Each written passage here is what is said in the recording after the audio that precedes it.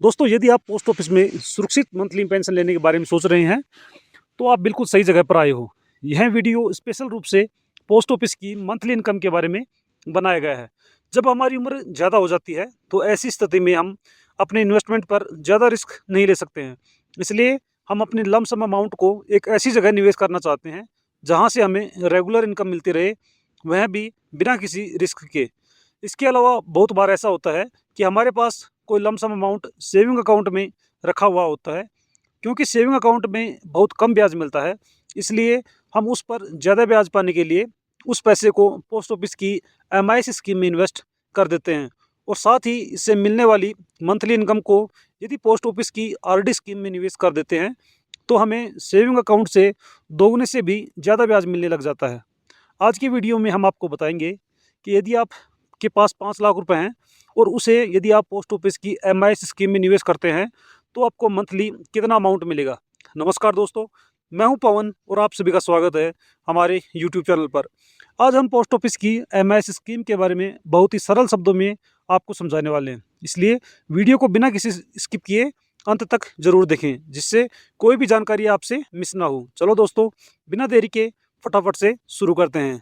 सबसे पहले हम एमआईएस स्कीम से जुड़े कुछ सवालों के बारे में जान लेते हैं।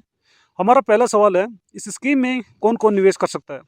कोई भी भारतीय वयस्क नागरिक इस स्कीम में अपना अकाउंट खुलवा सकता है, लेकिन यदि कोई नाबालिग अपना अकाउंट खुलवाना चाहता है, तो वह अपने अपने अभिभावक के साथ मिलकर अपना खाता खुलवा सकता है।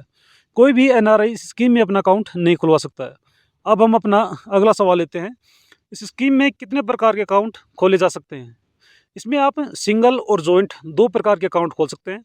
जॉइंट अकाउंट में अधिकतम 3 लोग मिलकर अपना खाता खोल सकते हैं। इसमें आप न्यूनतम 1000 रुपये निवेश करके योजना में शामिल हो सकते हो। सिंगल का अकाउंट में अधिकतम 9 लाख रुपए और जॉइंट अकाउंट में अधिकतम 15 लाख रुपए निवेश किए जा सकते हैं। वर्तमान समय में पोस्ट ऑफिस एमआईएस स्कीम पर 7.4% का सालाना ब्याज देती है। इस स्कीम का मैच्योरिटी पीरियड 5 वर्ष होता है, लेकिन 5 वर्ष कंप्लीट होने के बाद आप अपने निवेश को दोबारा से इस स्कीम में री इन्वेस्ट कर सकते हो। इसमें आपको अकाउंट ओपन करने के दौरान नॉमिनी ऐड करने की सुविधा भी दी जाती है, जिससे यदि किसी कारणवश खाता धारक को कुछ हो जाता है, तो यह खाता नॉमिनी के नाम पर ट्रांसफ़र कर दिया जाता है। अब हम जान लेते हैं, यदि हम इस स्कीम को समय से पहले बंद करवाते हैं, यानी प्रीमेच्योर क्लोज करवाते हैं, तो हमें कितनी पेनल्टी देनी पड़ेगी। इस स्कीम को ओपन करवाने से 1 वर्ष तक इस स्कीम को बंद नहीं किया जा सकता। 1 वर्ष से लेकर 3 वर्ष तक बंद करवाने पर कुल जमा की 2% पेनल्टी देनी पड़ती है। यदि हम 2 वर्ष से लेकर 5 वर्ष तक बंद करवाते हैं, तो हमें कुल जमा की 1% पेनल्टी के रूप में देना होता है। अब हम इस स्कीम से मिलने वाले इनकम टैक्स बेनिफिट के बारे में जान लेते हैं।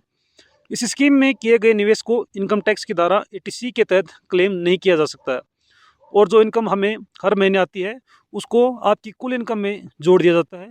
इसके बाद आप जिस स्लैब में आते हैं, उस स्लैब के अनुसार आपको इनकम टैक्स देनी पड़ता है। अब हम जान लेते हैं कि यदि हम पोस्ट ऑफिस की एमआईएस स्कीम में 5 लाख रुपए जमा करते हैं, तो हमें हर महीने कितने रुपए की इनकम होगी। पोस्ट ऑफिस इस स्कीम पर 7.4% की दर से सालाना ब्याज देता है, इसलिए 1 साल में हमें कुल 37,000 रुपये ब्याज के रूप में प्राप्त होंगे। यह इनकम हमें मंथली चाहिए, इसलिए 37,000 को हम 12 से डिवाइड कर देते हैं, तो हमें 3,083 रुपये प्राप्त होंगे।